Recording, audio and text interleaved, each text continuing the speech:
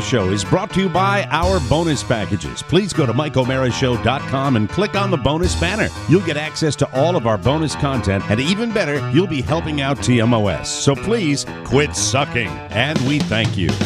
Available on demand every day in iTunes and the Google Play Store, and around the world on MikeO'MaraShow.com. What more can we do for you? It's the Mike O'Mara Show. Welcome. Hi. Hello. Good morning. Happy Monday. Woot! You're not enthusiastic? Yeah, you're not happy? No, I've had Hewlett Packard can lick my Irish bag. Oh, man.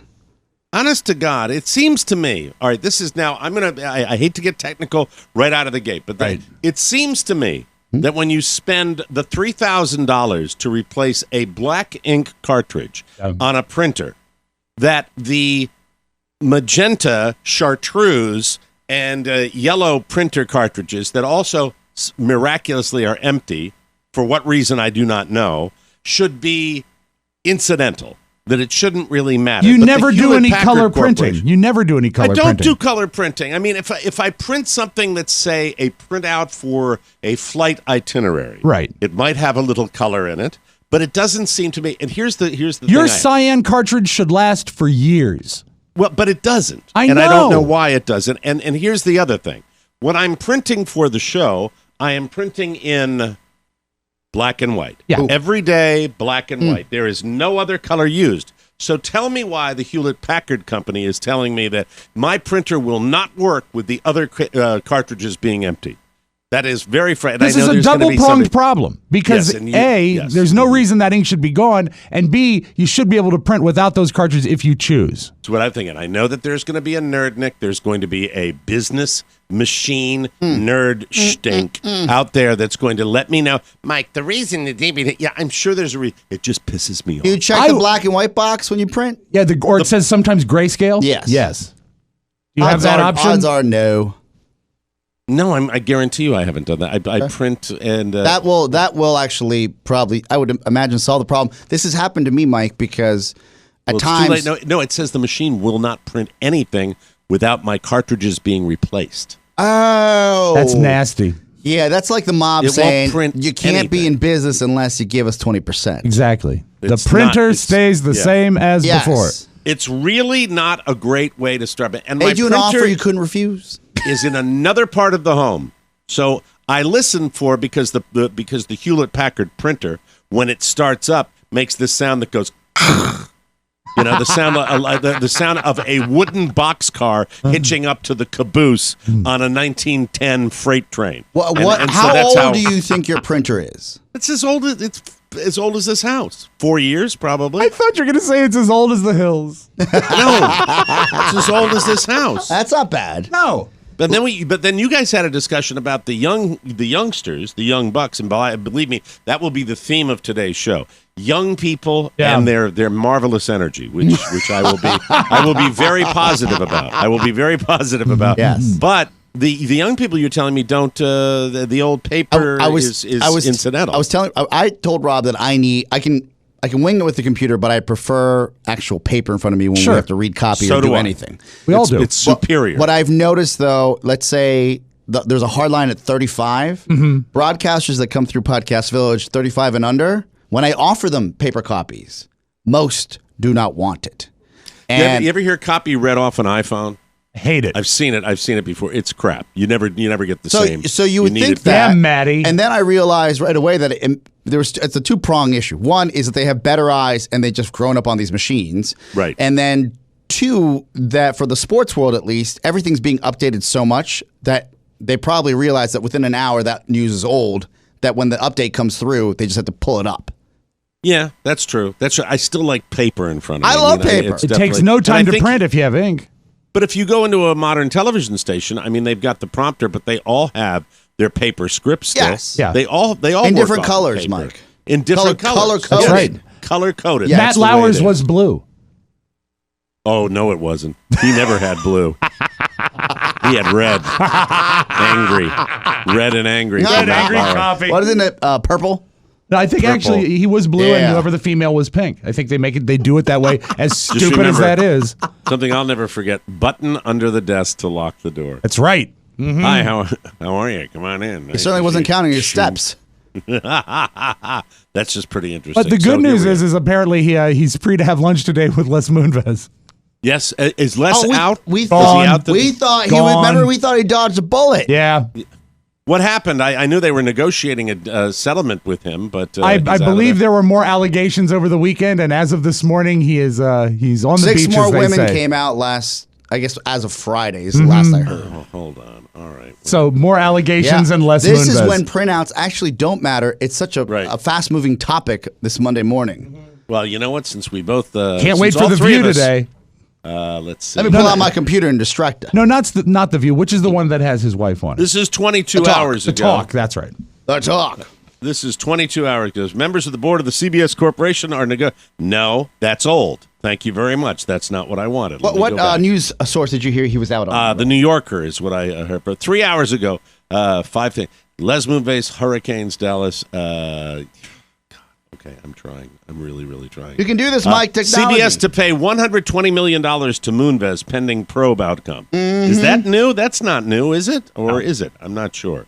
Here we go. I got all right, CNBC. here we go. I got it right here. Les Moonves is out. Les Moonves is out at CBS after harassment allegations, corporate battle. Let me see. The announcement on Sunday evening ends his 20-year tenure atop one of the country's most important media empires. It also concludes a months-long battle for control of CBS between Moonves and the company's controlling shareholder, Sherry Redstone. I guess that's the wife of Sumner. Yes. The CBS board is being reshaped with 6 new directors, and Redstone is repeating her vow to consider new bids from potential buyers. The shakeup may position CBS for a sale. Moonves is one of the media world's highest-paid CEOs, so his severance package would normally be generous, even gargantuan. How do you do if you're out because of sexual harassment? How come you get a severance package? How come you get a severance package and talented non-sexual harassing individuals who get let go by CBS get a pittance? That's it's almost like Les Moonves is sleazy. A huge he couldn't have built that into his. Rob, hold on. But a huge payout to Moonves could stir shareholder ire in light of the disturbing harassment and assault allegations that have piled up against him. With those optics in mind, CBS said Sunday night that Moonves and CBS will donate $20 million to organizations that support the Me Too movement and other groups fighting for workplace equity for women. But doesn't say anything about Les not getting no. Do you think he could possibly be so slippery that he built into his deal that regardless of reason of exit, I still get my package? Well, it depends on the power and what you can write into a contract. Do I think it's appropriate? No. No, but was there a possibility. A morality clause involved? The donation, which will be made immediately, will come out of any severance that Moonves might eventually... By the way, always a difficult name to pronounce. Les Moonves. Yeah, it sounds almost just weird. Like a medication. It's Leslie. Is it not? It is Leslie Moonves? Leslie. It is Leslie. It would be better if it was Lester. Lester Moonves Flinding. The donation, which will be made immediately, will come out of any severance that Moonves might eventually be given. Earlier in the day, a source said that Moonves stands to earn upwards of $100 million. But Sunday evening's announcement specified that any severance will depend upon the results, there we go, of the ongoing internal investigation into his behavior, which means they confirm some of this stuff, then he gets screwed. He could not get paid out. You know, in other words, the details and dollar amounts may not be determined for weeks or months, but he is gone. Yep. Sunday's developments are an extraordinary confluence of events, a boardroom battle royale, and a Me Too case at the C-suite level. Oh, can we be any more hip and cool? Moonves' allies will surely cast his exit as a corporate coup, a successful effort by Redstone to gain a tighter grip on CBS. No, I don't think that. I don't think that at all. I think that really, if he was badly behaved, that they really didn't have much of a choice. Especially with that the new information that came to light this weekend. Yeah. It's not like he was squeaky clean leading up to that either. Yeah, those go-go 80s and 90s really catching up to people. Mm-hmm. And what do you think this means for the host of Big Brother? Julie Julie Chen. Chen. What do you think? Yes. What do you think? I think she probably loves her husband more than being on television. We'll find out. Do you believe that? I don't know about she that. ran to his defense on the talk the last time the allegations came I think out, she remember? said she'd split if it didn't work out. I don't remember. I don't think she laid out an ultimatum. I think she said It doesn't matter. These people are wealthy regardless. This is true. Right? This is true. He has $100 million. Yeah, it's not going to change softly. his lot in life. If anything, this teaches a lot of people a few lessons about what they cannot do. That's true. Right. You can't tell a woman that skirt fits your butt real nice anymore, and we've all learned that. Yes. Not that I've ever done that because I've never called anything a skirt. Well, it's just I hope that this guy who controlled so many people, and he was a bit of a slicky boy. Absolutely. He was always a bit of a slicky boy, and he hired slicky boys. Let's ask the Some only of them female that work on for our us, staff right now that's work with us. available. Let's ask Maddie what she feels about all this. Does it matter to her as a young graduate from the American University? Maddie, is she worried about this? Does she is think Maddie available? Maddie is available. Yes. Maddie, let me Standing ask by. you this. Maddie, let me ask you this. So, with the guy that, if the sexual harassment allegations prove to be true against Les Moonves, do you believe that he should get a severance, or that they should kick him out the door, or do you think? I mean, how do you feel about? Or does it even matter to you? No, absolutely not. To get a severance, that's ridiculous. I don't know what usually constitutes a severance package, if it's just normally getting fired. I don't know what circumstances those usually come out of. Great questions. But to me, it sounds ridiculous. I agree. I'm with you 100%. Here. I mean, if you behave that way, especially, coming from this mega corporation that we worked for years and years and years, and seeing, especially in the broadcast world, seeing people get fired for for a variety of reasons. People that were performing at a high level, right? People that were performing very, very well. The broadcast business is a business where you can show up every day, do your job very well, be very, very responsible, and you can get a new guy that comes in and they want to take a change, probably like most companies. But my point is, they can be booted out for absolutely no reason. So the very fact that somebody who is accused of sexual harassment and being a slime ball gets to get this massive cushion because he's lawyered up, and it's the rich getting richer again, I think that's injustice. And even though it is vague in what we heard, it sounds like the possibility is that his quote unquote donation is just going to be a reappropriation of his severance package. That's exactly what it sounds and I don't like think, and I don't think that's fair either. And that I think the doesn't cut severance it should be cut, and he should be financially liable for it. If you are fired and you are booted out because you were indicating that women would have a better world if they were sexually engaged with you, your ass is gone without a nickel. Right. I mean, come on, guys. Well, I would go a step further. If you're willing to offer a $100 million payout, if he's found guilty, CBS might do something that I think most corporations would never think to do, and maybe they are. So we're not in the room. They should take that, what was to be a severance package, and donate it to the cause. I think. Well, absolutely, but that's not even enough. Absolutely do that. But that's not enough, because then $100 million?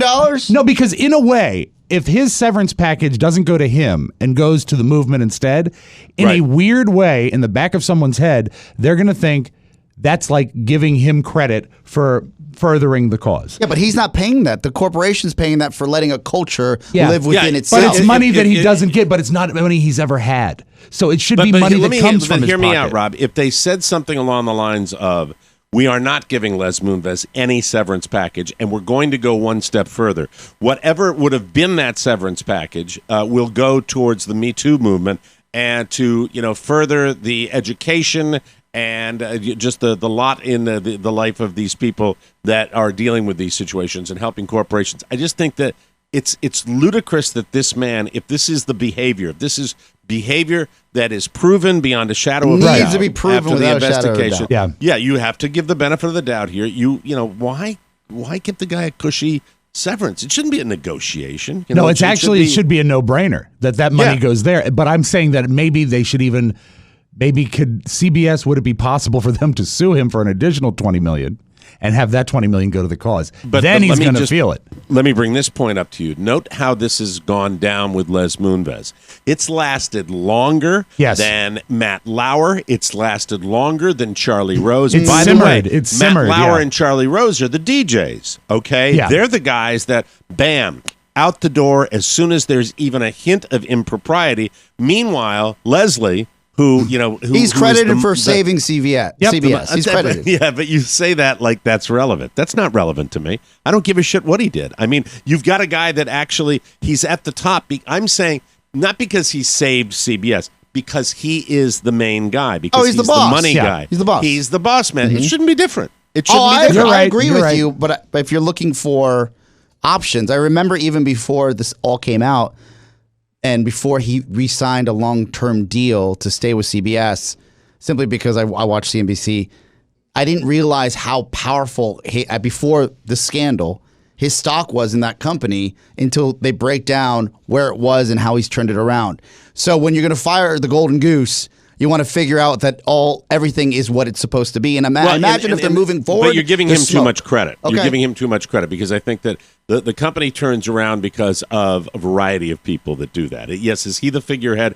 Have the fortunes changed based on him being there? You're probably right. But at the same time, you could make a case for, he made some very difficult moves too that were controversial, and it's just for us, we look at that and we think of the wonderful culture at CBS, and I just think it was a slicky boy culture. I think it was a slicky boy culture for a very, very long time, under Sumner Redstone, under Mel Karmazin, under all those guys. It was kind of this, hey, how are you? Hey, how are you? And Leslie, hey, I'm Leslie Moonves. Hey, let me Mike, you know what it was? And let's bring in a Southern gunslinger, Dan Mason, in here right now. Yeah, okay, yeah, we're all slicky boy.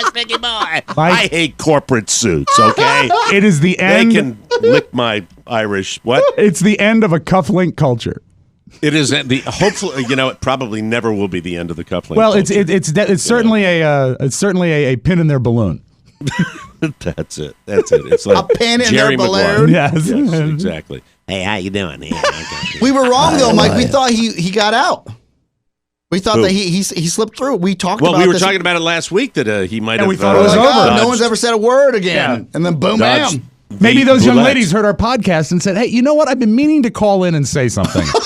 Right. It's just been such a busy summer. That was it, I'm sure.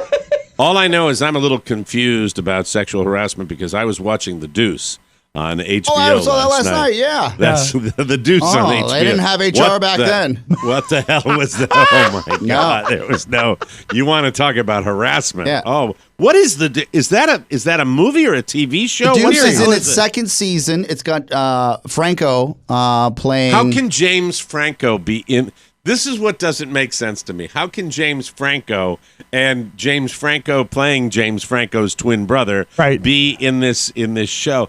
I found that the most convoluted television show I've ever watched. It was all over the place. It's set in the 70s, New York City. Gritty, grimy, porn industry. Yeah. The pornographic revolution, taking the women out of the, what are they, peep shows? Sure. Peep shows, right. He doesn't know. I didn't know they existed. What do they call it? Pornography? Something like that? I'm a child of the internet. I didn't have to go to a sweaty locker with a window that pops up for 15 seconds. Mike and I are off to the bank to buy another roll of quarters. It was the 1970s, and it's just so nasty when you think of the Peep Show. You put quarters in a little slot, and a window opens, and there's a naked woman. And you're in a booth. What could possibly? Yes, absolutely, as disgusting as disgusting. Have you guys ever gone to any in New York? No. I don't think I ever went to. That was like Times Square, wasn't it? And that by the time we were going up there, Times Square was getting away from that. Mayor Bloomberg cleaned things up. Exactly. Yeah. Well, you say Giuliani kind of. Oh, he did. Giuliani. Stop and frisk. Although Mike used to give me $2. Mike used to give me $2 to look at him through the peephole of my hotel door.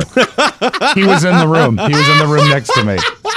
No, but like the art form that is the ballet, the gentleman's club, you know, where you're out there, in the open and you're watching. I feel that's a little classier. Women. That's certainly better than going to that booth where you're like. And somewhere in between, the gentleman's club and the booth is the darkened theater. The darkened theater. Yeah, well, I did do. I grew up and I went to a dirty movie in a movie theater. That was the only way you could see them when I was in high school. That was it. That's what everyone. A bunch of us piled in the car and we went to the Manchester Twin. Oh my God! Saw a couple Manchester Twins. Yes, a couple of Manchester Twins. John Leslie. That's how long ago. I guess the best way to talk about this program that's on HBO. Why did I mention the dude? What is it's the second season, and the Deuce like I mentioned earlier, it chronicles the movement and the disruption that I guess home film cameras instead of the ones that would be just on set. Sure. Like film, 30, like Super 8 Super or 8, something like that. changed Yeah, I mean, the one dynamic. of the things, Maggie Gyllenhaal is editing regular film in Yes. this. And Yes. she's trying to be artistic about it. It's just, and she's disturbing. It's a little raunchy, even for my sake, on a Sunday night. It's just gross. One It's a thing little- that- it's You're a like, little I'm gross. watching Aaron Rodgers on one screen. I have the comeback Right. of his life, and the other, I'm seeing the sad turtle. Did Green Bay come back and win that Oh, game? Yes, they did. won. They yes. Comeback of his life. Came back from an injury to do Aaron it. Rodgers is a god. My God, that's incredible. The thing about the, never gave them two chances. I turned it off. I thought it was over. It was Most terrible. people did, man. The adult theater thing that bothers me is when I went to VCU, there was a theater on Gray Street, basically on campus, called the Lee X Art Theater. And it was still showing adult pictures when I was in college, okay? So that was just on its way out, but it was still happening. Julia is all but decided to go to VCU for her freshman year when she starts college next year. A legacy. And now we got to take her. Go She's Rams. a legacy. She's a legacy. But now the Lee X Art Theater is under the direction and ownership of the VCU Theater Department. Oh, Oh, okay. And All I right. still stop and I think, hope they though, remodeled the chairs. I was going to say, I'm going to seats. donate. I'm going to donate. And seeing a lot of people like buy bricks to put in walkways and stuff. I'm sending down a case of Clorox. It's the Rob Spiewak Memorial Clorox case. Because, Wow. But yeah, we went through VCU. All the show bars are gone. Grace Street is very different. So she's thinking of going to VCU? Pretty much set in, I would say probably 80 to 85%. Yeah, How does that that's- make you feel, Dad? You know what? If it had been 25 years ago, I'd say you can do better than that. But now Right. I'm saying it's great. It is an amazing program for what she's doing, her graphic and communication design. It is You've so given exciting. and given and given to that school, and you'll be giving And some more. That's right. And, wonderful. they've knocked down the Gladding Residence Center, but Johnson Hall still stands. not far Oh, from that's home, exciting. too, so you're good. It's just far enough away to be away Yeah. and Yep, just close absolutely. enough to have in-state tuition. So Perfect. Dad wins. Bingo. Congratulations. Bingo. No, when she gets when she makes her final decision, has she gotten accepted yet? No, Or- but it's VCU. Well, it's easy. That'll come, it's like December. getting like a credit card is getting into VCU. okay, start the show. It's the Mike O'Mara Show. You can listen to the Mike O'Mara Show at www.mikeomarashow.com. Stay tuned for an outstanding entertainment program. It's the Mike O'Mara Show. Get down to business. From the entertainment capital of the world. Emily, I was almost touched by Father Death. That's Father Time, Bob. It's Old Man Death. No, it's Old Man River. You sure? Whoever he was, Emily, I felt icy fingers up and down my spine. That's old black magic. Hi, everybody. What's happening? I was almost killed. Really? I almost fell down an elevator shaft. Oh, you could get killed. I don't want to talk about it. Okay, let's eat. I am never getting in another elevator again. Oh, honey, come on. Now, lightning only strikes once. Well, with lightning, once is plenty. What I mean is, just because you've had one bad experience doesn't mean you should never get on an elevator again. What's the difference? You could get killed any place. I mean, you could slip in your bathtub, you could trip on the rug, you could get electrocuted by your toaster.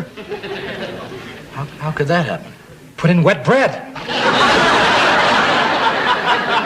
I mean, even a loose cap on your salt shaker could be your doom. Oh, come on. No, I'm serious. I mean, say you're eating meatloaf, see, and well, it needed salt, see. So you start to salt it, and the cap falls off, see, and you go down to pick it up. Whack! Oh, you get it right ahead, and you fall over, see, like this, and then you slip on the roller skates. Yikes! And you go backwards like this.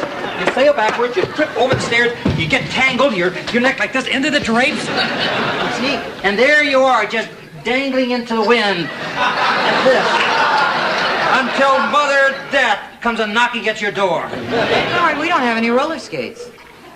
Well, then Bob will never die. It's the Mike O'Mara Show. Mike O'Mara, Rob Spiewak, Oscar Santana. And now, from his office chair, here's Mike. From our nation's capital, Washington, D.C., in the Podcast Village studios, welcome to the Mike O'Mara Show. The Mike O'Mara Show, or TMOS to our friends, is a worldwide radio show and podcast with a loyal following of listeners who get it. And if you are listening right now, you do too. TMOS always ready to hear from you with our weekly mailbag, our wide open Wednesday phone calls. Our show is an interactive experience, and we love our audience participation. So please let us hear from you all over the world. The Mike O'Mara Show is on now. And I noticed I have a monitor that's on the floor. Sorry about that, ladies and gentlemen. That's fine. Our show today brought to you by our favorite Northern California realtor, Alex Papp. Yay! Hey, Northern California, if you're renting, don't be a rube. Now is the time to buy a home. Analysts predict that interest rates will rise by the end of the year. So right now is the best time to buy. Invest in your future and let Alexander Papp show you how. Alexander makes it easy, from finding your perfect home to writing an aggressive offer, working through the home inspections, and even finding you a great lender for your loan and pre-approval. Wake up and find your dream home. Alexander Papp is rated 5 out of 5 stars on Zillow, Trulia, and Realtor.com. Alex is ready to answer any questions about the real estate process. He'll make it smooth and stress-free. Plus, he loves TMOS just like you. Stop looking at homes online. Give Alex a call on his personal cell phone, 916-276-2129. That's 916-276-2129, and find your next home today. Alexander Papp is licensed in the entire state, but he focuses exclusively on Northern California, from Marysville to Grass Valley, from Granite Bay to Folsom, and everywhere in between. So stop renting. Call Alex, the NorCal Realtor, today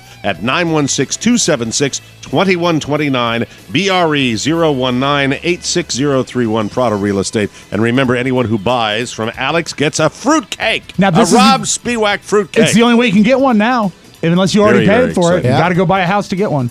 Well, a whirlwind weekend for your boy. I hopped on a plane on Friday afternoon and flew down to the city, the big city, New York City. New York City! Phil flew into the greatest airport in the history of airports, LaGuardia. Oh, it's named after Fiorello LaGuardia, Mike. Fiorello LaGuardia, the former mayor of New York City. And I will say this, they are making an effort to tweak LaGuardia and modernize it. And I think by the time, probably 10 to 15 years after I'm dead, I think it'll be finished and it'll be beautiful and it'll be wonderful. I thought it just handled the shuttle. Now, did you take a shuttle to LaGuardia, or how did they handle it?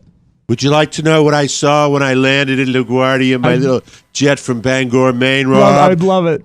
Would you like to know what I saw over to the left? I saw his plane, his real one. Not really? Not Air Force One. I saw the Trump plane. Trump One? Trump One. Wow. I guess it looked like it'd been sitting there. Was in the same spot Was when it I took off dusty? yesterday. It looked like it had the little cardboard in the front of the window. Oh, where no, the sun visor. Yeah, it keeps it from getting hot in there. Yes. little sun visor, and there he was, and I saw that. Was it a and Make America Great Again sun visor? It was fantastic. Statue of Liberty. No, nothing Make America Great. It looked like the Trump plane when he was traveling the country. So I hopped off the plane and hopped into an Uber. And The Look greatest at you, thing modern about man. the thing about LaGuardia that's so great, and a lot of people don't go in and out of New York, it is right in the middle of everything.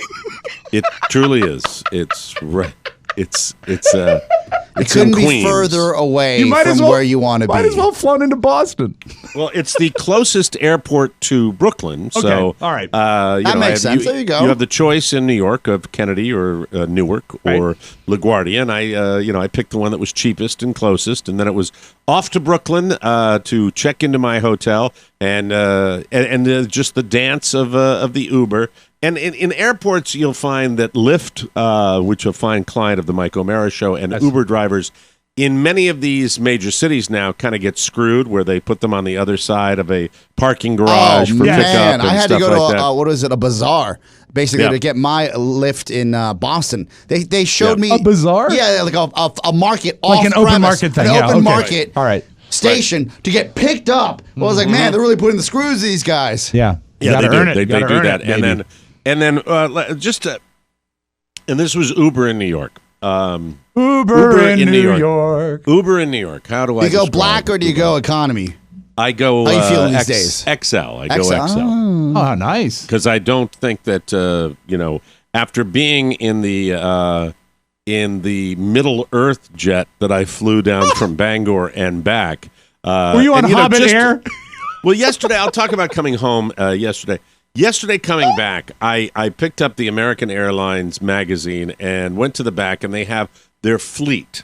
described in pictures of their fleet. And I said, just out of curiosity, let me see where this little creature is in the fleet. Well, this is the smallest jet they fly. It's the Embraer 140. And the Embraer 140 would be Alvin would have trouble getting leg room in this particular jet. You know, it's like dun dun dun dun dun dun. Alvin, put your carry-on out on the jetway because they won't let you have even the smallest of carry-ons because they won't fit in the overhead compartment because all that you can put in the overhead compartment, the only thing that fits in the overhead compartment of this particular jet, if you've ever been to a cocktail party where they put out a cheese platter with those cubes of cheese that they put on the toothpick, those fit comfortably in the overhead compartment. Anything larger than that will not fit in the overhead. And then you wedge yourself into the seat, and at that moment I begin to do the RJ Diaz dance, where I am pulling on both ends of this seatbelt, and and then of course there's an attractive woman to my left, and I'm going, oh man, this must be twisted. Some mistake. Let me just see what's going on, and I'm in the whole thing I'm hearing, you're not going to get a seat extender. You're not going to get a seat. Never in my life. If I do that, I'm getting off the plane. I'm not going to get. And I'm sitting there and I'm trying, and then I get them both untangled, and straightened untwisted, out the way they nice are. and flat. And then it's just like, and so this is the one end of the buckle, and this is the other. Okay. And I'm going. I've been there. Oh, it's the worst. Come on. And now on a 737 or a regular jet, there's no deal like this. But on these are tiny little jets for tiny little people. And evolution has happened in one way or another. The whole weekend was me being too big for life. This was just me being too big for life. This is me too. I'm too big for New York City. Too big for life. And I'm too big for. And by the way, the Ubers. When did the Camry and the Accord become that is the Uber vehicle. That's the one that they have. And also now, I think those are even bigger than what they call a full-size vehicle. So they're like, that's a passenger vehicle. That's here's my dilemma with that. Sedan. I got me the fake hips, right? Yes. And my height is in my torso. I have when it comes to automobiles, I have an interesting body. And it's just, and I was wearing, because I'm in New York, I decided I'd wear my Steve Maddens, okay, my black Steve Maddens that ought to be, as far because they're extended shoes, they're the long floppy shoes like clown shoes. It's the style, right, where they're a little longer, and I'm trying to hook my feet in, and in order for me to get into these vehicles, I have to back in to the back of this seat, and I have to extend my legs and then pull them over, because if I try to go down and squat, my Steve Maddens are going to hook on the back of and the whole weekend for me was like this. It was just like, it's not a car. It's not a city for men of larger character. For large people. Yeah. But I'll tell you, there's some big people in that city. Yeah. Sure. There are some big people, but it's not really. And they know where to go. I think they know where to go, though. Brooklyn is for even smaller people. Well, think about when you left New York, Mike. It wasn't that long ago, but Brooklyn isn't the Brooklyn it is today. No, it's changed. Brooklyn is just, it's almost unrecognizable because it's really such an adjunct of Manhattan. It just looks the same. And would you like to hear about the food, which I probably shouldn't talk about after being too big? Would you like to hear about the Friday night where, we have to take a break here, but when we come back, I will tell you, guess what time your boy's head hit the pillow on Friday night after an evening out with his firstborn. If you had 4 a.m., you're the big winner. Whoa. What does that city do to you? I don't know. Well, I can't keep up with it. We'll have all the details I can't wait. about me and meeting Catherine's coworkers, who are all bartenders. Yeah! Hey. Daddy hated it. We'll take a break and come back with more fun on the Mike O'Mara Show. Awesome. Las Vegas has it all. Lights, gambling, big-time action, and on November 3rd, murder. More Broadcasting and Die Laughing Productions presents Back to the 80s, an interactive live comedy whodunit that goes back in time. Saturday, November 3rd at the Council Chambers Theater in the Zappos Corporate Center. Starring 98 Rock's Justin Schlegel, Oscar Santana, Rob Spiewak, Eric Woodworth, Rob Mayer, Joe Robinson, special guest star Mike O'Mara, and you. Tickets are just $35 and are on sale now at MikeO'MaraShow.com and at DieLaughingProductions.com. That's Back to the 80s, Saturday, November 3rd at 8 o'clock in the Zappos Corporate Center in Las Vegas, Nevada. Murder has never been this funny. Welcome back to the Mike O'Mara Show. Thank you, Jim Amato. This segment of the program brought to you by Stamps.com. Nowadays, you get everything on demand. TV, car rides, food, even our podcast. You listen to us whenever it's convenient for you. So, why are you still going to the post office when you can get postage on demand with Stamps.com? With Stamps.com, you can do everything you do at the post office right from your desk 24/7 when it's convenient for you. Buy and print official U.S. postage for any letter or package using your own computer and printer, and your mailman picks it up. No lines, no parking hassles, just click, print, mail, and you're done. It couldn't be easier, and you can create a Stamps.com account in minutes online with no equipment to lease and no long-term commitments. I have to tell you, we've used Stamps.com since the start of this podcast because it saves time, hassle, and money. Right now, use the TMOS code for a special offer that includes up to $55 free postage, a digital scale, and a 4-week trial. Don't wait. Go to Stamps.com, and before you do anything else, click on the radio microphone at the top of the homepage and type in TMOS. That's Stamps.com and enter TMOS. You'll wonder how you got along without it. All right, New York City. Man, oh man. I have to say this. After leaving, I'm going to start with the good, and I'll work into the awkward. Okay, good. But leaving New York City, I had a discussion with my wife and with my sister, and I kind of completely figured out why Kathy and Paul, my brother and sister, my older sister, moved back into the city, moved back into Boston a few years back. I get it now. I am up here in Maine, where everyone's hair is snow white. Sure. And the most exciting activity is waiting in line at the ice cream stand. Just like this. And then I go down to Florida, where I happen to be with a rather active, dynamic group of men in their 60s, all the way through 70s. But they're old still. So I have old people in both places I go to. To go to New York City, where the energy level, the electricity level was just so intense. Friday night, I meet my daughter downtown. She comes by my hotel, and we go into the East Village, which is where she works. And I don't mind telling you where she works. Great bar. I'll tell you about it later. And you go visit her when you're in New York City. Your hotel was right at the base of the Brooklyn Bridge, right? You're in Brooklyn Bridge Marriott Hotel. Thick of it. I mean, I that's was a at the beautiful Brooklyn place Bridge to be. Marriott, and really kind of centrally located, close to get right over the bridge to go into the East Village. And we went out to a restaurant. I met her.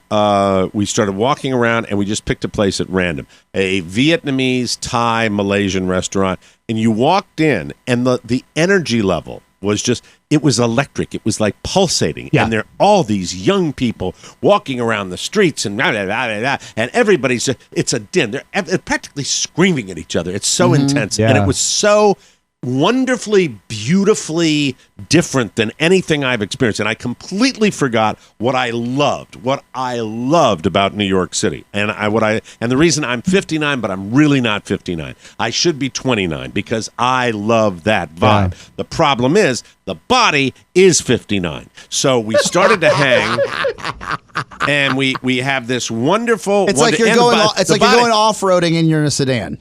Exactly. Well, and I say I'm 59. No, the mind is 29. The body's more like 79. All right. So the body. Taking a supercharged Buick on a drive on the beach. Yeah, that's exactly. It's just not right.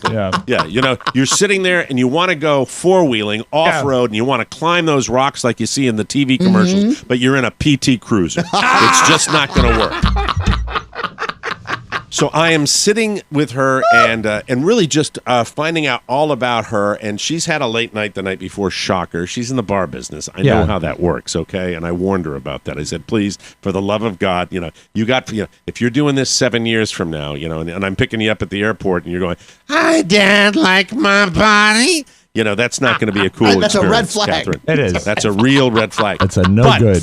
For Friday night, it was, I knew we were going to go out and we were going to hang. And she said, Daddy, why don't we go have a drink at the place I work at? I said, better yet, I normally eat my dinner, Catherine, at 2:00 in the afternoon. So let's go have our food first, because it's now 8:30, 8:45, and then we will go have a drinky poo after dinner. I'm a big one for meal first, have a drink afterwards. I'm not a big one for the drink first, because and let me explain why that is. Because in my world, when you have the drink first and then you have your dinner, then you have coffee and the party's over. No, my feeling is have your little food, then have a little after dinner drink, and then maybe the party begins. Okay. That's the way I'm looking at it. Are you right? averse to doing both? Before and after dinner drinking? No, I'm not a big before dinner. If I'm really going out somewhere, I'd rather have, you can have a drink before dinner, maybe a beer before dinner, something like that. But I really want to, I want to see New York. I'm ready. I'm ready. And, I don't have a 5-year-old in tow. Mrs. O'Mara's back here in the great state of Maine, and I'm ready to venture out. And the East Village is just... That's the sound. It's pumping like that, and it's exciting. And this Thai, Malaysian, Indian, Pakistani, Moroccan restaurant we're sitting in. It was like every cuisine represented known to mankind. And the guy came over and said, "I said, I asked the old Asian lady who was serving the food. I said, what's the best thing here?" And she points at this picture on the menu. I said, "Well, yeah, the menu had pictures. Oh, so that's good. It wasn't that fancy a joint." Yeah. And then we're off, and we went off. How was the food? She works. It was fabulous. Right. It was absolutely fabulous. And remember New York, where you stumble into that's right, and nothing's any bad. joint and you can get a decent meal. Yep. That's the way it was. And then we were off, and we went to her first place that she works. It's this kind of a brew pub type of thing, and I don't remember the name of it. I'm sorry, I don't remember the name of it. Really? I'll tell you the second joint. Because it's like retail yet a bar too, where they've got some beers on tap. It's not Applebee's. It was you can get any kind of specialty craft brews you want. What type of retail? It's like Brew and Carry or something like that. It's okay. We'll sort look of it a up. craft beer retail stuff. I don't know, but I didn't get the name right. I'm really, really sorry, because I don't know why I didn't. And then it was off. I think we all know why. Then it was off to her other place called the Brazen Fox in the middle of the East Village, where that's where she works most of her hours. And so she was they're a little hinky about people coming in there, but Daddy could go in and have a beer. And so why would they be hinky about because of crowds? The employees drinking. Drinking at the bar. So I went in there, and to make a long story short, I met these Irish bartenders that she works with. One of these Irish bartenders. And then we went to a third location. Like FOB Irish or? But FOB indicates that these guys are pretty savvy. They know what they're doing. But they had the brogue and everything. Did you tell them nice to meet you, sir? How are you? 33rd and 3rd Street. Very good. The party. Do you think maybe your Catherines and these cats are nice lady we like working with? You're a voice guy. Were they tweaking it up at all for tips? Not a chance. No, lots of potatoes. They don't have any reason. How dare you? What's the matter with you? See, you two think they're coming out in like a leprechaun suit, and they're going to be. Well, he thinks it's Darby O'Gill. No. That's what Rob thinks. Every effing Irish. He's person the one is. that made the potato joke. I know, I'm picturing steerage on the Titanic. No, in New York, Rob, you remember this? These guys are. They've come over from Ireland. They're working in New York. That's what they do. So everybody's having New York. Everybody's having a good time. And because I had at her first place she worked at IPAs, yes, that had the high ABV, yes, and you say BFD, and I say no way, because I was having LOL. By the third location. I know we went to a third location. That's trouble. And met some friends of hers there. The only way I can explain the evening on Friday night was that the next evening, when I picked her up at the end of her shift, one of the Irish bartenders came up to me, shook my hand, and said, "How are you again, sir? Good to see you." And I'm like, okay. And I had no memory of really having any kind of conversation. Her friends that you met up with, big crew, little crew, her girlfriends, boyfriends? Just girlfriend, boyfriends, one guy, older guy that was the nice guy. Everybody was super nice. She's especially where she works, which I was really concerned about. Where she works I was amazed at how kind and warm and friendly it was, because you think of New York, especially a real busy bar in New York, you think of that as kind of a tough environment where everybody's flying around. No, everybody's had her back, and I was really impressed by the whole thing. But didn't remember. And the reason I probably didn't remember is we finished the evening at about 3:45 in the morning. I got to my hotel at 3:45. Now, when I woke up in the morning, I was in my skivvies, which is my sleepwear, and my jeans were laid out very neatly on the sofa that I had. I had a little sitting sofa in the room. I got a nice room at the Marriott, and the TV was on. And the Golf Channel was, was on, and I think they just teed off because I woke up at 11:45 in the morning. Wow! And when I woke up, well, you almost got your 8 hours in. That's good. I said, "Oh my God!" And I was filled with craft brew. Sure. And it was, and Catherine was at work since 10 o'clock in the morning. And I got the text that said, "You coming over for lunch?" And I'm like, "I don't think that's going to be possible, Catherine. I don't think I can route. I can't." Did you text back that you didn't have much of an appetite? I didn't. I could not do it. I couldn't, sir. These are young people. They can hang till 4 o'clock in the morning. But she said to me, "Well, Dad, you were drinking more than anybody else." I said, "Well, welcome to my world. That's your father. I get excited. I'm around young people and glug, glug, chug, magug. That's the way it goes." And I was, but I made it. I rallied. I got there probably at, I want to say 3:30, 3:45. Not bad. No. At her joint. And she you stayed away 12 hours, which is appropriate, and then you came back. That's appropriate. She got off at 6:30, so I said I'd come back. And so I went around the corner, grabbed a slice at Joe's, which is you got to do that. It was literally right around the corner. A couple from Dubai said to me, he said, "Is this the best pizza in New York?" I said, "No, it's poisonous." And anyway, no, I was fine. It was New York, and it was excited. And then it was back and at 6:30, and we went to our real night out, which was our real dinner, right? And then to bed. What a day! And went to a really, really nice restaurant called John's on 12th, and it was spectacular. Just this old Italian place, been there since 1908. The long and short of this is that it was New York. It was, it was not tourist New York. It was New York, New York, and it was just the energy and the vibe. Does it make you want to move back to a city? You know what? I didn't love New York when I lived there, because when you live there, it's pretty intense. And now at my advanced age, but any city, yeah. To be honest with you, and yeah, Kathy, but also because when we were going to New York, we were leaving our families twice a month, going there and coming back. It wasn't like we were living there. We were going there, doing a job and coming back. I'm sorry, the two of us, Mike and myself. And it was between different families. Yes, I understand. Yeah, well, I've come from. I think that look, there are people that live their entire lives in New York, right? But when you see the really old people on the street, they stand out like sore thumbs. And when you see the really, really, really old people, there's no time for old people in New York. It's very, very. They walk faster scary. In New York. They walk. People in general. Yeah, people move the old at a faster pace. will be trounced. Yeah, once you walk slow, you will be hit by a taxi cab. And the people watching, my God. The best. There's nothing better. Coming into the restaurant, when we were sitting there in John's on 12th, was a man who was dressed with, he had a nose ring, he had a pencil-thin Cesar Romero black mustache, he was wearing high shoulder pads and a turban. Really? And yes, and he looked. I couldn't describe the look. It was he almost had a bolero jacket, one of those little bullfighter jackets on. And then his friend had these Old Navy. Remember that old spokesperson, that lady for Old Navy? That lady that says, "Make it Let work. the runway be your guide." That's it. Yes. And he had those glasses, and they were coming in, and it was just like we can't all wear Crocs. I'm sorry. I know it was well, Oscar. You slid into this outfit, you'd stand out of the crowd. It was, but I love the people watching. I absolutely loved it. Did you end up wearing your red and black rain jacket at all?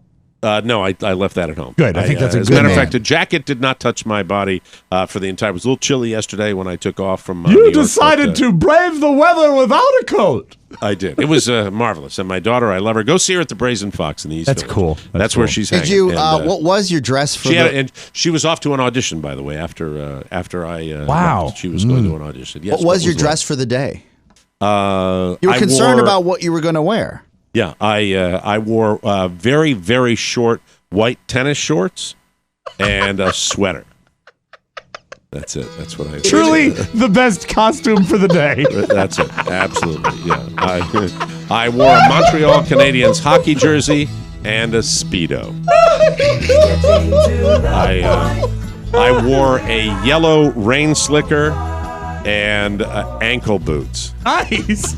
I wore a pair of tan pumps and white jeans with a feather boa and nothing else. Also very good.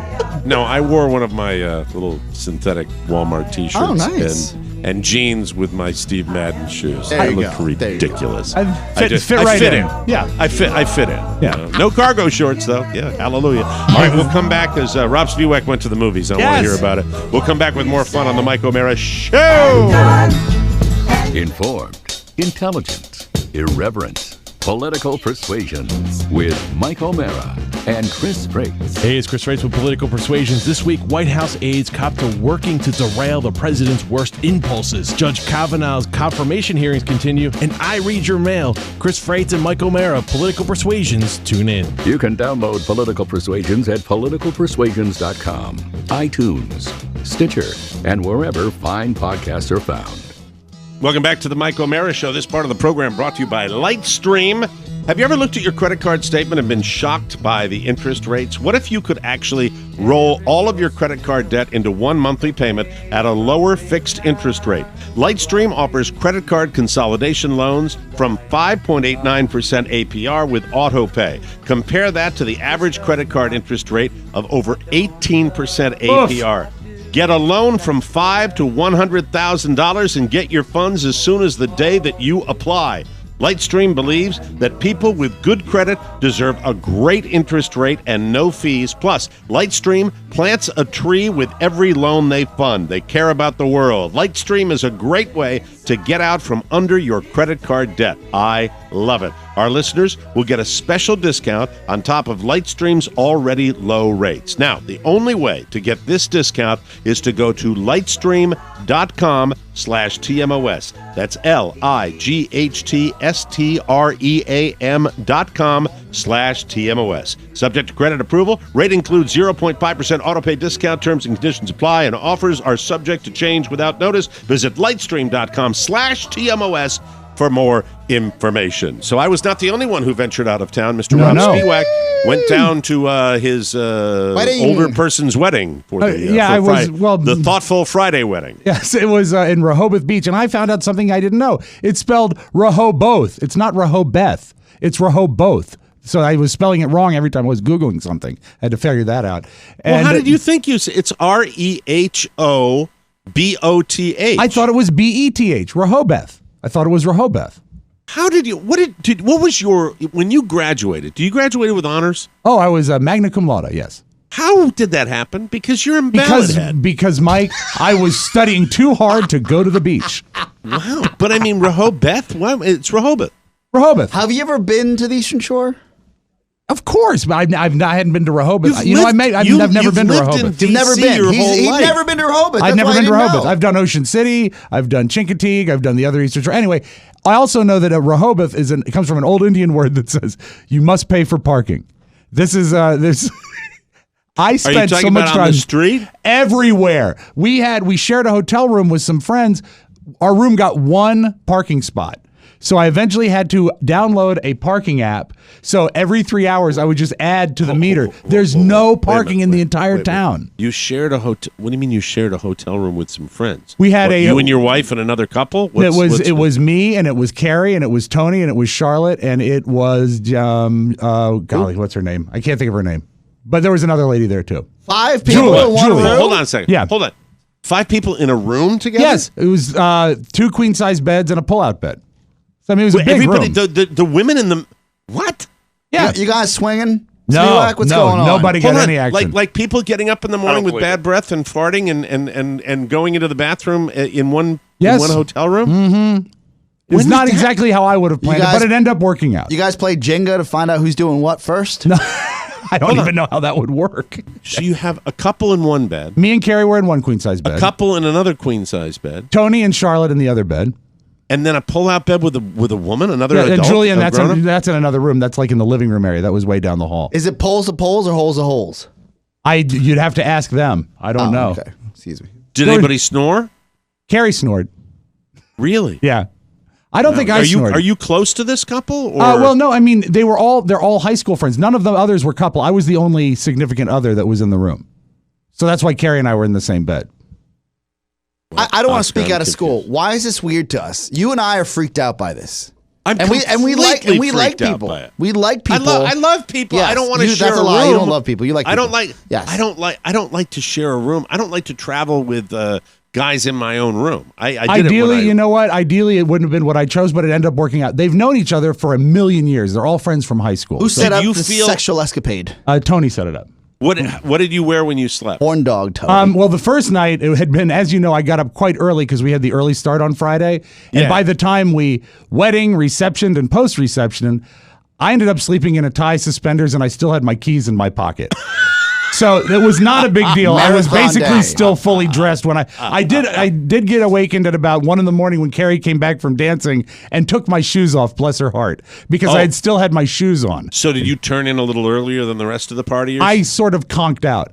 Carrie said, we're going to go out dancing. I said, great, I'm just going to be in here. And gone. Just gone. Next thing I know, it's 9 a.m. The code word for dancing. Yeah. You know what that is. When you wake up in the morning, yes. Is it a hotel suite? It was a hotel suite. How big is the room? Yeah. How big you think square footage wise? It was probably about twice as big as your house. Okay, so like 1,600 square feet? No, it wasn't big. It was probably like 700, 600 square feet. It was a big enough room. And so it's a hotel room? Yeah. Mm-hmm. Was it like a Hampton Inn or something like that? It was the Sands Conference Center, Mike. The Sands So it's a regular hotel room. So you wake up in the morning, you've got Carrie in bed with you, and across the way is another couple? No, it was Tony and Charlotte in the other queen size bed. That's a couple. Well, no, but they weren't a couple. And Tony prefers the company of men, so it's not a big deal. Poles to poles. I knew it. I don't know what that means. So Charlotte's the girl, right? And she's married to Sean, but Sean wasn't there. Jesus Christ! So wait a minute. This is the devil's threesome times 3. So you've got a gay man that would be in 9 bed people. with. You've got a gay man in bed with a straight woman. Yes. And then a separate bed. Who's in the other bed? Carrie and I are in the other bed. No, but the pullout. Now, the pullout bed, Julia is down the hall in the pullout. What do you mean your down daughter, the hall? Because Julia didn't go. No kids were there. What do you mean down the hall? Because there was the 2 beds and then like a hallway where, off the hallway is the bathroom. It's not a hallway. It's part of the room in the adjoining All right, room. Then pass down it is a hallway. Don't tell me what it is and what it isn't. And then at the end of the hallway, there's the sitting room with the pull-out bed. Because there's no way to describe it other than How old is too old to have sleepovers? How old is too old, do you think? This is like a college dorm we're talking about here. Yeah. Is it 40? I'd feel weird now doing that with my friends. Well, Carrie's significantly older than me, so all of her friends are 50. I'm not yet 50. So everybody, you wake up in the morning. What's everybody wearing? It's all naked. You're in your clothing, but what do you sleep in Saturday night? Saturday night, I slept in gym shorts and a t-shirt. Okay, all right. What's everybody else wearing? PJs, just like PJ, like that, like shorts. What's Tony wearing? Yeah, Tony was in shorts, no shirt. Built for speed or pleasure? I don't understand the question. What does he look like? He's a handsome man. All right, just asking. Built for speed or pleasure. What's Charlotte wearing? I think Charlotte was just like in the sweats and a t-shirt. You know why he's being so cagey about it? Because he was into it. Because he was into it. I was not into it. I was not into it. Hey Tony, why don't you hit in the other room with the hallway? Is Charlotte a nice looking lady? Everybody's fine, Mike. Can I ask you a question? Yes. Is it more? Let's say you guys are out on the water. Are you guys all speedboats or pontoon boats? That's the worst question I've ever been asked. Is Julia sleeping in the pullout? Julie's in the pullout down the hall. Yeah. Is there anybody with her? I mean, no, she's by herself. Weddings. But I think what happened is that because she got sort of a short straw by having to sleep on the pullout, she got her own bed. I thought you said she was sleeping on the pullout. She was. It's her own bed. Technically, the pullout would be a she'd bed. have to sleep with some strange man. That's right. What about Tony and this illicit affair? What illicit affair? If my wife said she was sleeping next to another man on a road trip with 5 other adults, there might be an issue. Well, you're an idiot. I'd have a problem. I'd have a problem with it. What's your total outlay for the weekend? You got probably a pretty good rate after all that. Well, what happened? Sharing it with 9 people. We broke it down, and it was funny. We started using the phrase "person nights." because it was how many people per how many nights, and then I think it turned out that we, what was it? Per person. Per person. I think it was for 3 nights because Carrie got there Thursday night. $1.25. No, I think it was like $1.60 for 3 nights, which is not bad. Will you talk about your movie tomorrow? Because we're out of time. I will. Yeah, I will. Just quick question. Your wife went without you on Thursday to this hotel room? Yes. And then you went on Friday? Yes. So she had her own... Try real hard to turn it into something, Oscar. Try really hard. I'm not the one getting mad. I think we're just highlighting things you just realized. Yeah, you know what she did? She slept in a room with 3 of her high school friends. Yeah, but they're in their 50s. That's right. Yeah. And if you want to see your 50s, shut the fuck up. Well, look, he's so upset. He's very upset. You're protesting a little bit too much. Yeah, you know something what? went on. And if something went on. Who touched who where on the door? You know what? If Carrie got laid, good for her. I mean, God bless her. All right. Can we continue with this? I'm sorry. There's nothing going on. I didn't see that happening. You haven't been this upset since 5 years ago. Right. When we yelled at Pony about something. I didn't realize. Way I to thought be you were specific. going to a wedding. I thought you were going to a wedding. I went to a wedding. It was shooting great. a scene from Shameless over the weekend.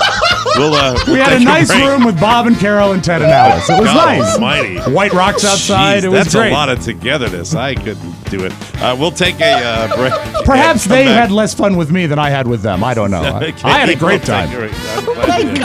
Happy for you. All right, we'll take a break and Jesus, we'll come back with more fun and more thrills on the Mike O'Mara Show every fall day.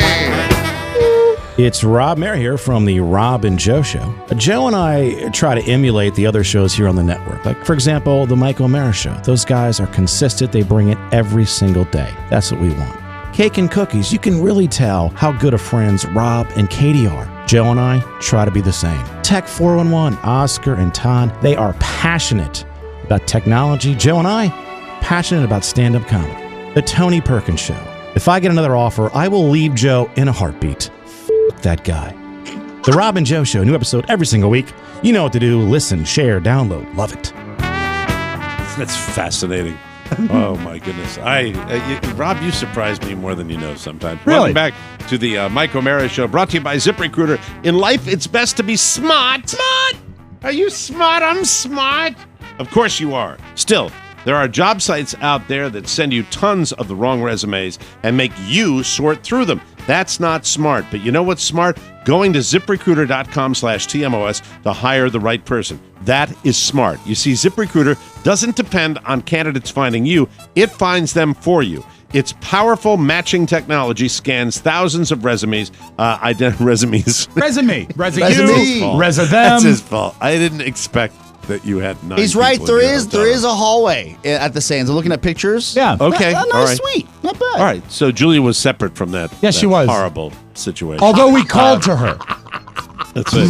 Julia, come snuggle. It's Julie, not Julia. Oh, Julie. Don't make it creepy. Rob Spiewak stars in Planes, Trains, and Weddings.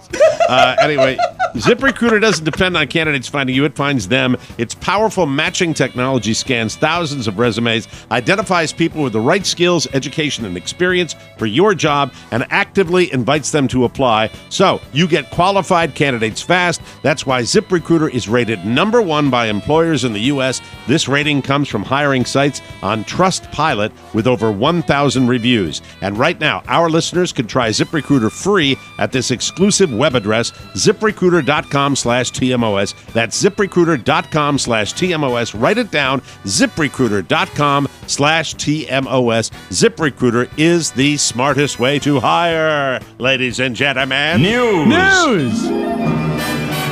Boo. Hold on. Oscar's got something. This from our friends at Google. I typed in the Sands Hotel in Rehoboth Beach, quote, plus swingers to see if that's something people are known for. Right. So I've got some research briefly. Best swingers clubs in Rehoboth Beach, Delaware. Last updated, looks like a month ago. Mm-hmm. It says the reviews say there are 3 swingers clubs. It also mentions that the Tropicana Casino and Resort in Atlantic City is a nice. You can go close. You can take the ferry over to Atlantic City if you were into that. That's an actual. They have a conference there. It looks How long like. is the ferry from Rehoboth to Atlantic City? I've done it before. Why do I care? I'm not going to be there, but I'm a gambling idiot. It's about an hour and a half. I think at Really? most. Yeah, maybe that's what I remember from Have yourself a little tune-up, 10 years ago. Have a little, You should just put slot machines on the boat. You don't come on back. the ferry. But the Sands is not listed as one of the Swingers hotels, so your story adds up. Check for updates later today. everything was on the up and up. It was. That's so very, very exciting. But I hope to, you know what? You know how there was a thing on Seinfeld where he said he had a long streak where he never threw up? I hope to now start a new streak where I no longer wake up with my keys in my pocket. That is the sign of going to bed with too much to drink. Yeah, but as long as your pants are on. That's true. Okay. Thank you, Oscar. Okay, You're welcome. Thank you. Wait a minute. I've got to do it this way. That's There we right. go. This is going to be a fun new experiment. Coming into yesterday, the Cleveland Browns had won just one game in exactly 1,000 days, and it had been 624 days since the Browns' last win. The Browns were at home against the Pittsburgh Steelers in the middle of a rainstorm, and something magical happened. The Browns did not lose. Hey! Yay! And it should be pointed out, Elvis's favorite football team, the Browns. They didn't win either. The game went to overtime and ended in a 21-21 tie. Come on, Cleveland, Both please. teams had a chance to win. So that doesn't open up the Budweiser machines, does it? No. No, but it also didn't stop the fans from celebrating. In true Cleveland fashion, the Browns had a chance to win in the final seconds with a 43-yard field goal, but the Steelers blocked the kick. A blocked field goal! Now, in fairness, it was raining. The Steelers kicker missed a 42-yarder just before that. So after going 1-15 and 0-16 over the last two seasons, Cleveland starts the season 0-1, which means it's still possible that they could go winless this season. Or even more incredibly, 0-0 with 16 ties. That would be the greatest if they tied every game. Can I send a message to the good people of Cleveland? Yes, please do. It'll be okay. Thanks, Jimmy. What Buffalo? Buffalo lose yesterday? Buffalo did lose yesterday. Yeah. It'll be okay. Garbage quarterback. Ties in football are very rare. It's the NFL's first season-opening tie since they started overtime in 1964. So, wow. You know, that's where we are with that. 54 years ago. 54 years If you ago. watch Hard Knocks, this happens I every watched year. a lot of Hard Knocks. I loved this Hard year, the Cleveland Browns were they were highlighted in that. The kicker had problems within the preseason games. Yeah, he had problems. He was not the guy you wanted to rely on. It continued into the real season. Yes. Jay-Z produced the recent documentary Rest in Power, the Trayvon Martin story, and in doing so, he incurred the wrath of George Zimmerman, who has been absolutely despicable since this whole thing went down. Take away the fact that he was the vigilante that murdered the young man. Right. During the filming of the series, Zimmerman made several threats to both Jay and Beyonce. Not directly, he did it in text to a private investigator who had worked on the series.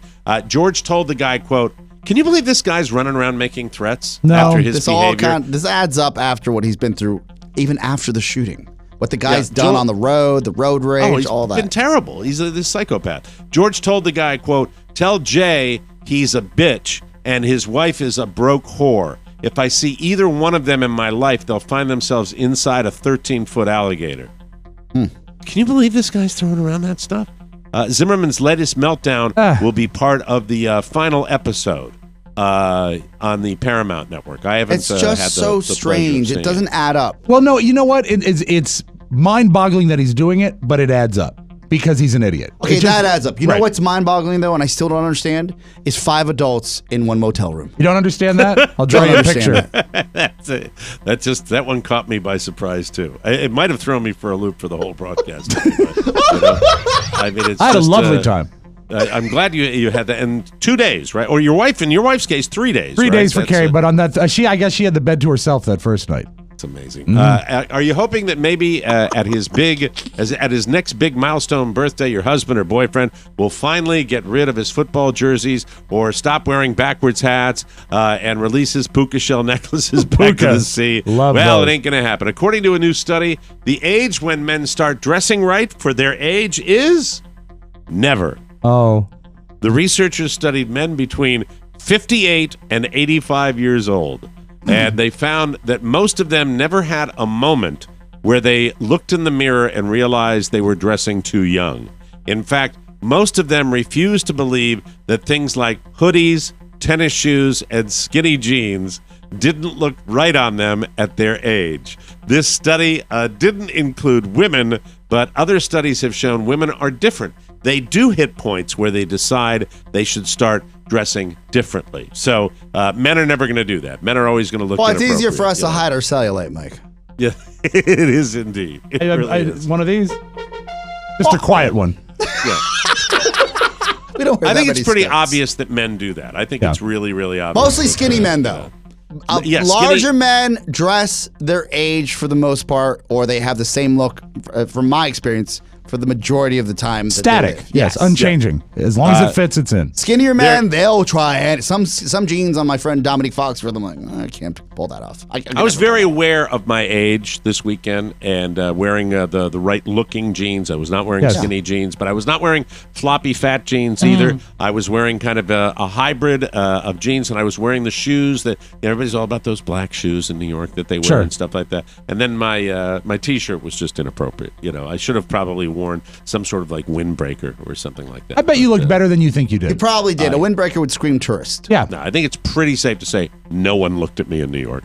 Anyway, there was a power outage in close to New York in Bridgeport, Connecticut on Thursday night after some severe thunderstorms, and a 30-year-old woman went to light a candle, but it turned out to be a stick of dynamite as opposed to a candle. Whoa!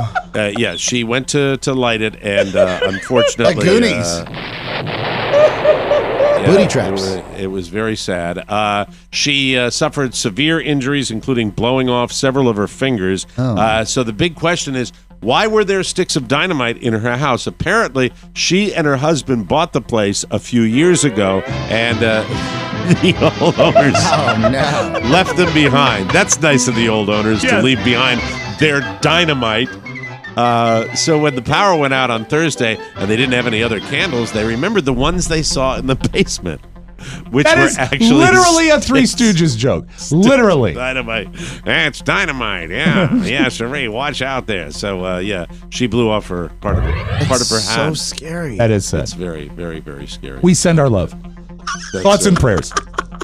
I just don't, I think, wouldn't you know? Wouldn't you be aware of it? If it's dark, Mike, I give them a pass, because if it's dark and you just have the little light from the lighter coming to it. That's right. You're not going to see explosives warning etched on the side. I hope they have enough dynamite left to catch the coyote. Hope she feels a better. Roadrunner. I'm sorry, I got the gender reverse. Thank you. Now a little Roles something, reverse, something. not gender. That was an elderly man. That We was have at a the little Sands in something. Rehoboth. Let me get the something on. An elderly man in Vail, Colorado, called the cops recently after he went to fill up the gas tank of his minivan, and he noticed someone had jammed a bunch of salmon into the tank. And it wasn't cheap canned salmon either. It was expensive smoked salmon. He was pretty sure he knew who it was, his neighbor, who he'd been feuding with for a while over the usual stuff like parking and loud music. When the cops went to the neighbor's place, she admitted they'd had smoked salmon for dinner the night before, but she denied that she jammed it in the gas tank. The cops didn't buy it, but they wound up not filing charges. And I frankly think that they should have locked her up. I'm sorry. That's terrible. It's Monday. My printer broke. I'm doing the very best I can, ladies and gentlemen. That's it. Not so bad for a Monday. It was a bad case of salmon jamming. Salmon jamming. Ooh. We'll take a break. Come back with news you may not need with Rob Spiewak right here on the Mike Audio O'Mara Vault. Show. Audio Vault. I'm sorry. Audio. I'm confused. My printer broke. I understand. 5 people in a room. I'm confused. We'll be right back. Hello, this is Matt Bloom. You know, Pony Boy. We wanted to bring some sizzle to the mailbag. So they brought me in, Mr. Excitement, to really get you guys riled up. If you want to get in on the red hot action, just send an email to rob@mikeomarashow.com. That's Rob with 2 B's. I hate mail. It's too slow. I crave action. Yes, you do. So if you have a question or comment, send it along.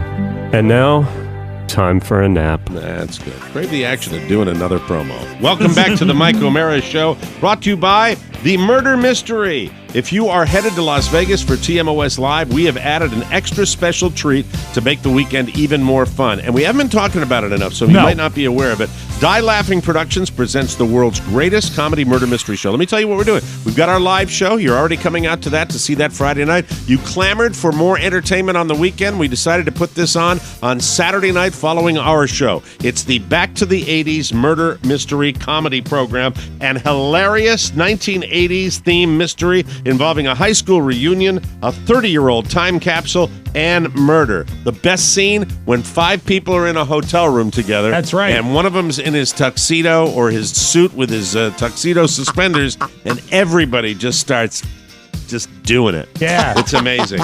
This is starring 98 Rock Morning Show host Justin Schlegel, More Broadcasting's Rob Mayer and Joe Robinson, plus the three of us yahoos. We're going to be there. Rob, Oscar, and Mike. We're all going to be there. It's the night after our show. If you're looking for some fun and you want to come out and be a part of it, we'll be in the audience with you. Yes, we'll Mike, be hanging Rob, and with Oscar. you. But the real star of the show is you. Select audience members get to play parts in the show, and everyone gets to guess who the murderer is. Murder! Saturday, November 3rd at 7 p.m. in the Zappos Council Chambers Theater. That's where you're going to be the night before. Easy to find. For tickets, click the banner at MikeO'MaraShow.com. Come hang with us and make the weekend just a little longer. Back to the 80s. Drink, laugh, solve a murder. See you November 3rd in Las Vegas. We've sold almost half of the tickets, and we need to sell the rest of them. So get on that. We're asking you constantly, but we're giving. So this is a great show. You're going to love it. You're going to love it. You're going out there anyways. Hello. Yes. Yeah. Thank you very much. Let's open up the audio vault for today. This is Monday, September 10, 2018. Rob Spiewak. I had a great weekend. You had a great weekend. Oscar, how was your weekend? I wasn't so good. All right. Well, you know what? Then you're in the same camp as this young lady. Serena Williams had not a very good weekend. Oh, my goodness gracious. She was cited for cheating by getting signals from her coach in the stand. It's crap. And it is crap. And there was She got screwed. This umpire sucks. He had an axe to grind with her. She was very upset because the reason she went off and she melted down, he's talking about her reputation. That's right. It wasn't even to do with the match as much as her reputation. The coach gave her a thumbs up. That's what he was doing, and he thought it was signaling. It was what the hell? What are they going to do anyway? And it's understood. She's the one with the racket in her hand. She's got to play for the God's effing sake. game. And it's understood that they send coach signals all the time anyway, and it's overlooked. Right. Anyway, there was a sort of a worlds collided, and she approached the line judge, and it sounded like this. We don't have any code, and I know you don't know that, and I understand why you may have thought that was coaching, but I'm telling you it's not. I don't cheat to win. I'd rather lose. I'm just letting you know. I have never cheated in my life. I have a daughter, and I stand what's right for her, and I've never cheated. And you owe me an apology. When are you going to give me my apology? You owe me an apology. Say it. Say you're sorry. Well, then don't talk to me. Don't talk to me then. It turned out that she got penalized a game. They took a game away from her, and that's why she lost. And she lost. And she broke her racket. It was very ugly. When they did she was in a bad way. She was in a bad way. At the trophy presentation, suffice to say the crowd might have been on her side. This is the trophy presentation. Good evening, everyone, and we welcome you to the trophy celebration of the United States Open.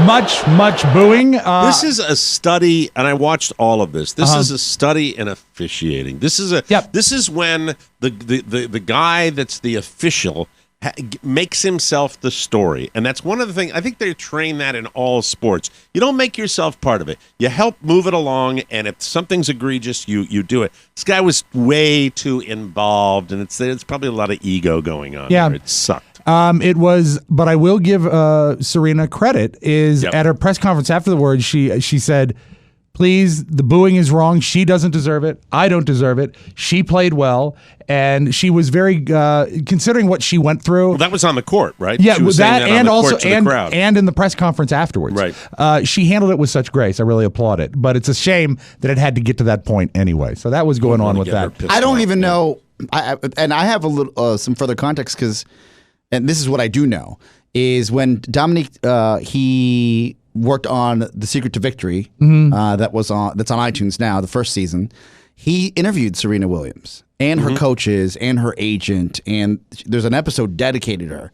And at the level that this is before her pregnancy, this was actually she was interviewed during the pregnancy before she had her child, before what she went through in the French Open, before this last U.S. Open, and the level of I guess effort and mental stability it takes to get to that the apex of the top of the game, the best that ever played, the zenith, is shocking. And for someone to derail on the court like that at the final of a U.S. Open, it's the time and place. They've earned they've earned better treatment from the officials. This is not someone new. This is someone that's been there every year. And it's not like it doesn't matter. I mean, these are two, and I think she was going to lose the match anyway because I forgot the name of the challenger, the first Grand Slam win, and she played beautifully. So I think Serena was going to lose the match anyway. You don't need to muck it up. What he did take Serena out of the equation. Osaka was screwed because her victory was tainted. Yeah, it's an asterisk now. He ruined it for her. Yeah. So it was really kind of a drag. I hate to see a major. That's their World Series, right? It's Wimbledon and it's the U.S. Open. Those are the two biggies of the year, and it sucked. Now, when Dominique interviewed her, wasn't her coach constantly signaling her during the interview? No, but it's interesting that her agent mentions within that interview that it's a common practice to just say you're doing this right, like a family. You'll see families being like it's like you're cheering your people on. Exactly, you're cheering your people on. Yeah, it was a drag. All right, let's continue the talk of idiots. Every now and then I'll see something on social media that is a literal jaw dropper. This is on Twitter. A guy posted a video of his wife giving birth in a moving car while he's filming her with 3 kids in the back seat. Everybody's okay. However, this woman, this poor mother, is on her knees facing the rear of the car, and the baby drops out while he's driving. Oh, God. And it's all in HD, Mike. And he put it on Twitter, and the caption, forgive me for not having the quote in front of me, is something like, "I'm still shaken up by this." Really? What a dumbass. Pull the car over. Anyway, this is what it sounded like. That's the mom. Can you wait like 2 minutes? Hold on. She's coming out. Okay. All right. Oh, God. All right. Pull around, do something. Oh, no. Pull over, do something. No, I'm catching good video. This is so going to go viral. He's videoing it? And driving. This is on this video. Oh, my gosh. There's the baby. Oh, my goodness. We just delivered a baby in the car. You did dick. Yeah, you did nothing except make a driving? series of driving, filming, and narrating. Over to help? No, she asked to pull over. This monster's clearly done this before. And he asked for 2 he's minutes. No, we're going to keep rolling because I need to get this on the web. It is jaw-dropping. But anyway, God bless the child. I'm sure it's going to be a great poor life. upholstery. Yeah. And listen, I'm sure they Scotch guarded. I think it's fine. Wow. We're going off to the car. We're going to Planet Car Wash as soon as we get this baby home. Let us close with this. Barack Obama, with the approaching elections, is out doing speaking at rallies and stuff. And he was in Anaheim near the Magic Kingdom. And he told a marvelous story about one time when we'll close with this, when he saw Kool and the Gang at Disneyland. Here's former President Barack Obama. Former President Barack Obama. So we came down, me and a bunch of friends. After the concert, you could still kind of hang out in the park, and so we went into the gondolas. And I'm ashamed to say this, so close your ears, young people, but a few of us were smoking on the gondolas. Well, no, these were cigarettes, people. Terrible thing. As we're coming in, there are these 2 very large Disneyland police officers. I was booted from the Magic Kingdom.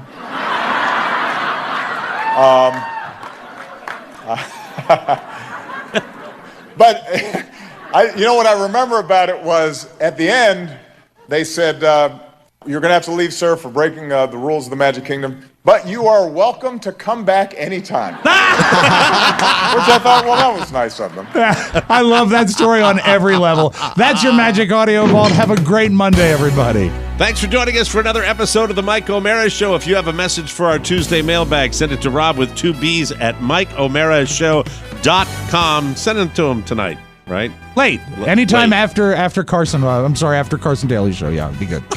Not Johnny Carson. No. Carson Daly, it's a 2 a.m.er. Yeah, it's a definite AM. Like, about the time Mike's getting back to the hotel, hit send.